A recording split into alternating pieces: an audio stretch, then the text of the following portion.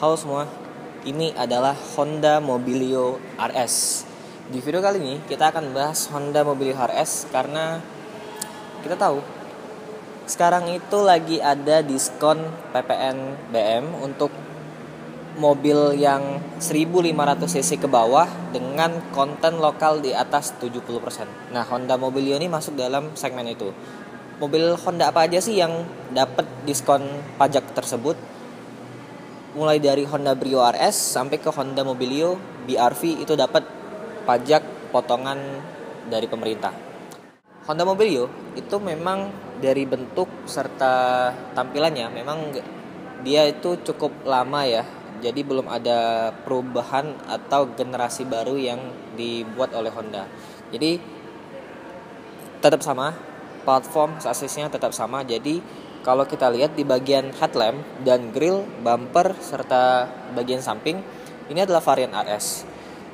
Di tahun 2018 kalau nggak salah, dia mengalami improvement penambahan proyektor headlamp di bagian lampunya. Kalau yang sebelumnya itu dia menggunakan multi reflektor halogen. Jadi ini walaupun dia proyektor tapi tetap menggunakan halogen, belum LED. Lampu sennya halogen tapi tetap ada DRL di bagian bawahnya. Bumpernya ada fog lamp dan ada list chrome. Dan pembeda dengan yang varian biasa tipe E dan tipe S, dia untuk grillnya ini berwarna hitam glossy. Nah, bentuknya itu memang benar-benar mirip dengan Honda Brio ya. Memang sebenarnya Honda itu bikin Brio dulu baru bikin yang Honda Mobilio. Tapi apa sih kelebihan dari Honda Mobilio dibandingkan rivalnya seperti Xpander, Avanza, R3 yang sekelasnya low MPV? Mobil ini memiliki tampilan yang sporty karena dia memang lebih rendah serta mesin yang paling bertenaga di kelasnya. Termasuk juga bantingan suspensi yang stiff. Itu bagus untuk pengendalian mobilnya, tapi nggak bagus untuk penumpang yang ada di dalam mobilnya. Nah, sekarang kita bahas untuk bagian mesin terlebih dahulu.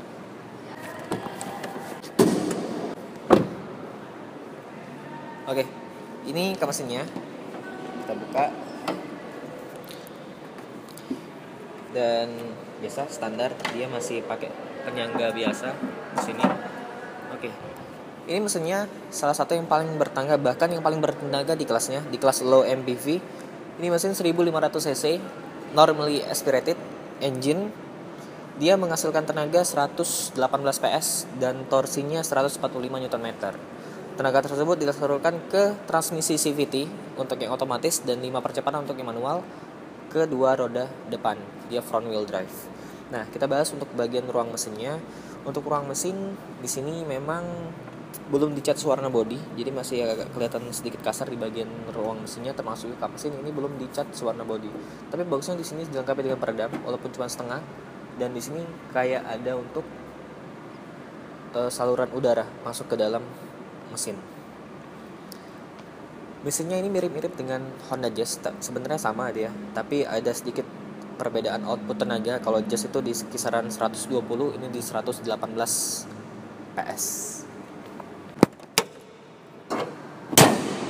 Oke, buat yang belum lihat video review tentang mobil Honda lainnya, kalian bisa klik linknya di bagian atas. Itu saya sudah review Honda HR-V, Jazz, Brio, dan juga Honda Accord.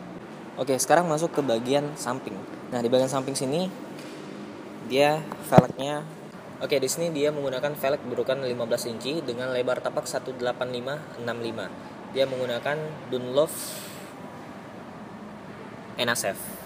Nah, untuk desain velgnya dia menggunakan warna yang dual tone untuk tipe yang RS. Bentuknya ya seperti kipas seperti ini. Cukup sporty untuk menjandang badge sebuah RS.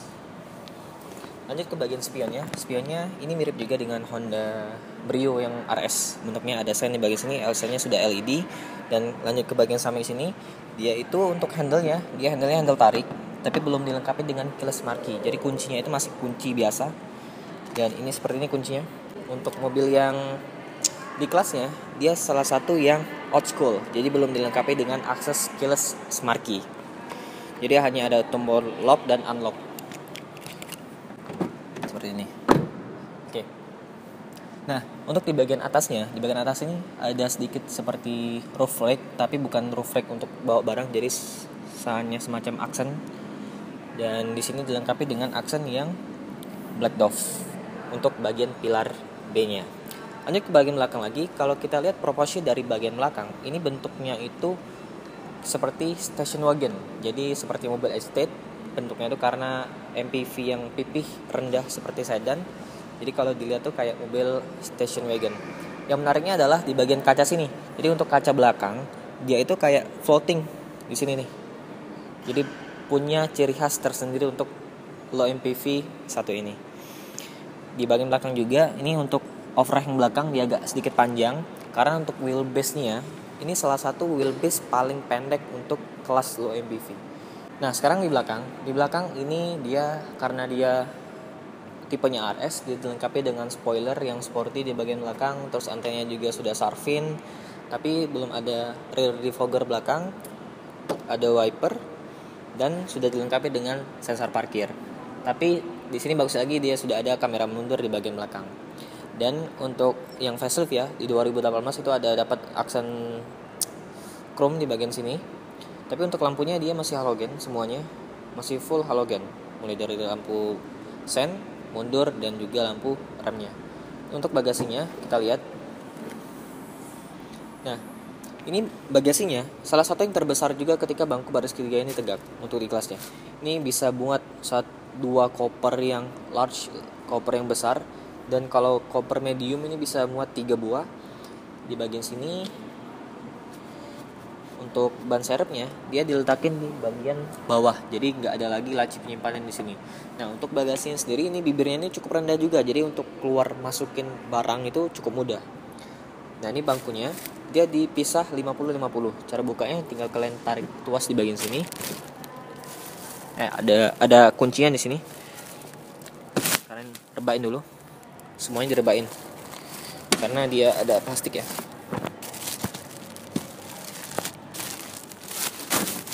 Oke. Pelipatannya memang nggak rata lantai ya, nggak sepraktis Honda Jazz misalnya. Dia memang masih kelihatan tonjolannya. Tuh. Dan ketika dilipat seperti ini, dia nggak kepisah. Yang kepisah tuh cuman bangku senderannya kanan dan kiri. Tapi untuk bagian bawahnya ini menyatu. Jadi ya mirip dengan Calya mungkin ya. Kalau pelipatan bangku seperti ini, Avanza itu sudah dipisah. Kalau Honda Mobilio ini belum, masih standar. Nah di bagian sini untuk penumpang baris ketiga dia dapat 2 buah cup holder dan 1 laci penyimpanan untuk mungkin koin. Dan yang menarik biasanya itu kalau mobil yang low MPV sekelasnya, dia tuh punya speaker 4. Yes, speakernya ada 4, 2 di depan, tapi dan 2-nya lagi itu bukan di baris tengah, dia ditaruh di baris ketiga. Jadi di sini tuh ada speaker nih. Di sini, di kanan kiri. Jadi bukan ditaruh di bagian tengah. Entahlah Honda. Sekarang kita ke bagian interior.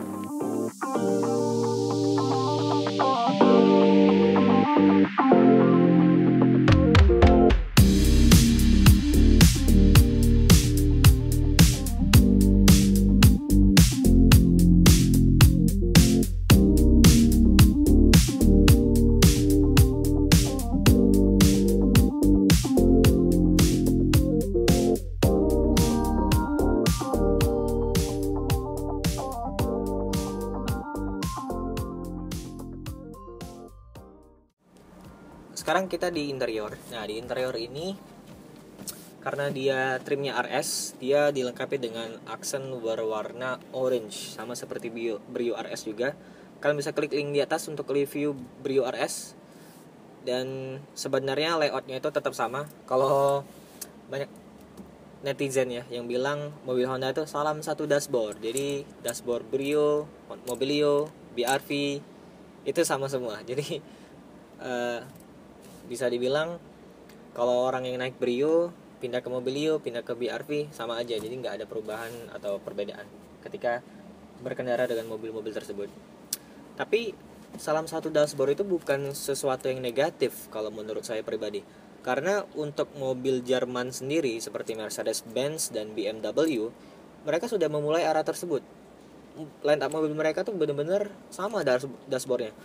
Contoh ya, seperti misalnya yang baru sekarang BMW seri 3, terus juga BMW Z4, sampai ke varian eksklusif mereka yang varian X7 pun sama dashboardnya, bentuknya sama, layoutnya sama.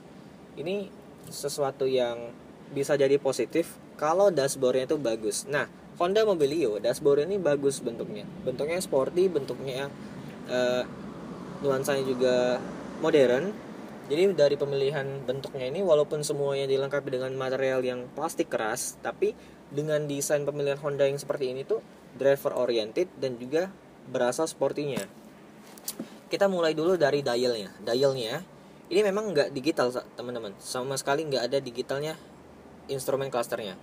Hanya ada bagian digital yang seperti kalkulator di bagian kanannya. Untuk MID-nya yang informasinya nggak terlalu banyak. Di bagian tengah dia ada speedometernya, di bagian kiri dia ada RPM-nya. Dan di bawah situ ada indikator untuk giginya. Dan untuk ke bagian tengahnya, dia sedikit agak mengarah ke posisi driver. Itu membuat driver oriented ketika berkendara. Layout AC-nya ini bentuknya itu sporty, terus juga penempatan tombol AC-nya ini bentuknya itu berseni dan juga bagus kelihatannya walaupun sederhana. Terus di bagian bawah sini sampai ke bagian situ tuh bener-bener nuansa sporty Honda tuh dapat di mobil ini. Nah, karena kuncinya itu belum keyless, jadi masih harus dicolok. Ini kuncinya, kita colok dulu. Oke. Yang seperti saya bilang tadi, di bagian dial sebelah kanan ini hanya menampilkan bagian yang kurang informatif. Hanya ada trip A, odometer, temperatur, konsumsi BBM real time, dan juga sisa bahan bakar. Nah, untuk setirnya sendiri, ini tipe tertinggi ya, RS tipe tertinggi, belum dilengkapi dengan setir yang dibalut dengan kulit. Termasuk juga nggak ada aksen apapun, aksen silver lah minimal ditaruh di bagian sini untuk memberikan kesan eksklusif terhadap mobilnya. Hanya ada tombol audio steering switch di bagian sini. Dan tombol audionya sendiri teman-teman harus tahu, itu tuh yang buat mobil ini lupa atau memang nggak tahu atau memang salah cetak. Ini tuh kalau tombol volume dia tombol panah bawah dan atas, yang harusnya tombol volume itu adalah plus dan minus, dan untuk tombol channel itu tombol panah atas dan panah bawah. Ini agak kebalik nih, kurang detail yang buatnya. Tapi bentuk setirnya enak digenggam, nggak terlalu bold, nggak terlalu besar. Dan untuk pengaturan setirnya di sini dia hanya bisa tilt, tapi untuk jangkauan dari dashboard ini cukup jauh, jadi nggak terlalu perlu teleskopik di sini. Saya atur dulu pengaturan kursinya. Ini posisi saya mengemudi, ini sedikit di reclining. Nah, kelemahannya lagi adalah mobil ini belum dilengkapi dengan pengaturan ketinggian kursi. Jadi di sini nggak bisa atur ketinggian kursi. Di kelasnya jadi hal yang wajib untuk bisa mengatur ketinggian kursi, untuk bisa menyesuaikan postur setiap pengemudi yang ada di mobil ini. Ke bagian head unitnya ini modelnya vaulting. Honda sekarang tuh agak sedikit ngurangin bentuk head unit yang model vaulting ini karena banyak komplain dari konsumen. Oke, ini agak dikecilin sedikit. Nah, ini salah lagi nih saya nih. Oke. Nah, ini head unitnya. Modelnya ini mirip-mirip dengan HR-V yang tahun-tahun batch awal ya, dengan Honda Jazz yang tahun 2015 tuh pakai head unit yang kayak gini. Dia kurang informatif dan pengaturan menunya juga kurang banyak di sini. Belum bisa Apple CarPlay dan juga Android Auto, tapi bisa WebLink, telepon, Bluetooth dan lain-lain standar udah bisa. Tapi bentuk floating kayak gini memang nuansanya kelihatan modern tuh, tapi secara penggunaan nggak intuitif, nggak semudah kita ngoperasiin head unit yang integrated. Di bagian bawah dia ada panel AC yang sudah digital, dan bagusnya dia pengaturan semburannya tuh cukup lengkap. Dia bisa ke depan dan ke arah kaki. Ada untuk auto climate controlnya juga, pengaturan suhunya, heater dan coolernya juga lengkap di sini. Di bagian bawah ada laci penyimpanan dan juga ada soket 12 volt, ada 2 buah cup holder, dan transmisinya di sini. Model transmisinya ini bentuknya sama seperti Honda Jazz, Brio juga bentuknya seperti ini, dia CVT. Tapi sayangnya dia nggak ada backlight nih, walaupun kita hidupin lampu. Tuh. sama sekali nggak ada backlight di bagian sisi transmisi. Agak susah kalau berkendara di malam hari. Di sisi door trim dia sama, nggak ada sama sekali material yang fabric, bahkan baterai kain pun nggak ada di bagian sini. Semuanya itu hard plastik. Tapi untuk jendela dia bisa dilipat secara retract, tuh, walaupun secara manual. Nah, kurangnya dengan dashboard yang seperti ini agak kurang presisi nempatin tweeter di bagian sini. Tweeter yang di situ ya pas dia di posisi itu, jadi nggak kehalang oleh dashboard. Tapi yang di sini ini dibuat nggak presisi, jadi tweeternya itu agak sedikit ke bawah, ketutupan oleh dashboard. Konsepnya nggak terlalu matang dashboardnya, walaupun tampilannya bagus. Laci penyimpanan belum soft opening tapi cukup gede lacinya. Dan ini seat beltnya dia belum bisa diatur tinggi rendahnya. Untuk spionnya hanya bisa dia tilt seperti ini, belum auto untuk meredupkan cahaya dari belakang. Sun visor dia belum dilengkapi dengan lampu, dan minusnya lagi adalah sun visor ini seperti mobil LCGC, tipis sekali. Tapi ya sudah dilengkapi dengan kaca kanan dan kiri. Lampunya hanya satu di bagian sini dan halogen, nggak ada lampu baca sama sekali. Dan nuansa sportinya karena dia emblemnya RS, dia dilengkapi dengan atap yang berwarna hitam, jadi bagus. Dan untuk headrest dia nggak pakai headrest yang bentuknya menyatu dan kursi, dia terpisah headrestnya dan juga bagus. Untuk duduk di sini empuk materialnya, jadi nggak sepenuhnya itu bahannya fabric yang kasar. Jadi di bagian sisi set supportnya kanan dan kiri ini materialnya bludru, jadi lebih halus materialnya. Oke, nah kita coba kontak on, kita rasain seperti apa mesinnya. Ini rem. Oke, mesinnya benar-benar khas Honda, dia halus. Idle pertama tuh halus, dan mesinnya juga ini reliable karena dipakai di beberapa line up Honda juga. Oke, kita ke belakang. Sekarang di baris kedua. Nah, ini adalah posisi kursi yang paling maju ke depan, dan ini posisi saya berkendara. Saya tinggi 170 cm, ruang kaki ini lega, headroom lega. Dan ketika kalian mundurin lagi, ini ruang kakinya jadi lebih lega lagi, dan kaki masih bisa masuk ke bagian bawah kolong. Di sisi door trim dia hard plastik semuanya, dan ada aksen orange lagi. Tapi sayangnya nggak ada aksen yang warna silver yang membuat nuansa itu lebih mewah. Ini bener-bener kayak ya udah warna hitam semua. Ya memang memberikan nuansa sporty, tapi sisi elegannya tuh nggak dapat. Di sisi sini kursi depan ada 2 buah seat back pocket, dan belum ada armrest, tapi lengkap dengan headrest 3 buah di baris tengah.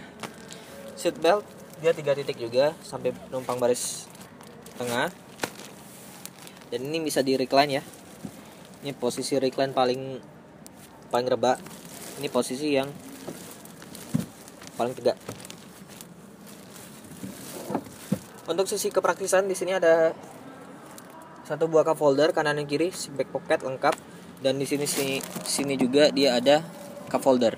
Tapi yang di depan tadi saya lupa bilang, dia belum ada armrest untuk menambah kenyamanan ketika berkendara. Di bagian atas ini dia terdapat double blower yang pengoperasiannya masih menggunakan knob geser seperti ini, wajar untuk di kelasnya.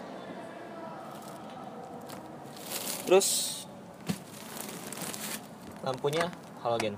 Dah, gak ada lagi yang bisa dibahas. Dan untuk tanglingnya ini kecil ya, termasuk karena dia penggerak roda depan juga. Kita langsung ke baris ketiga aja. Kita akan coba masuk ke baris ketiga. Nah, ini kursi di baris kedua sudah saya set untuk paling maju ke depan. Dia modelnya ini one touch tumble ya, tapi memang karena ada plastik agak susah. Kita langsung masuk aja di sini.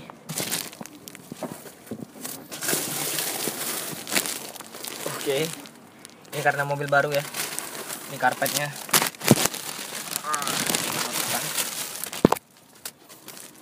Nah, di sini nih plusnya Honda Mobilio.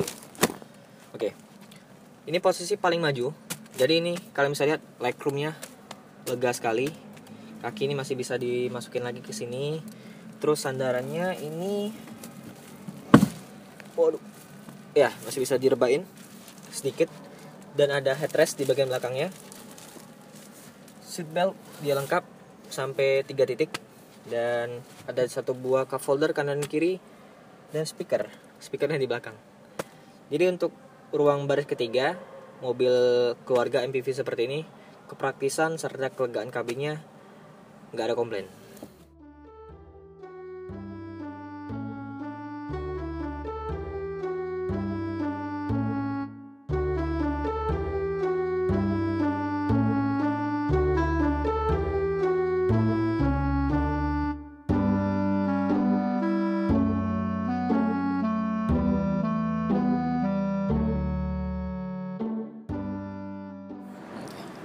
Oke, jadi inilah review dari Honda Mobilio.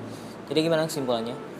Well, ini adalah mobil low MPV yang punya kepraktisan, kelegaan kabin salah satu terbaik di kelasnya, dan juga nuansa sportinya kental sekali khas Honda.